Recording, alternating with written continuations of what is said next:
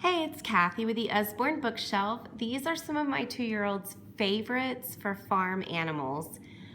Animal Hide and Seek is a touchy-feely book, and it also has flaps in it.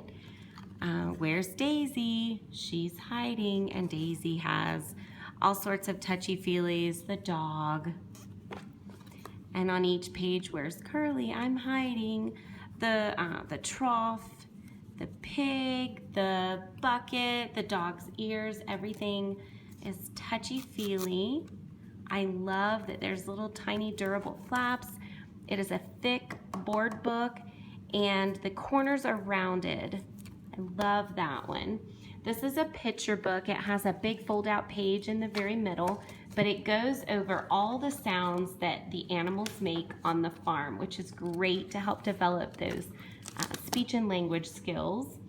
And then this is a really fun one. It's called the Floppy, Lift the Flap Farm Animal. It is a mouthful. So it says, can you find me? I'm hiding somewhere. It's me, the duck. It's me, the dog. It's me, the goat. And when you flip over that last flap, that picture right there looks just like this picture. I love that. And the kids love those little tiny flaps.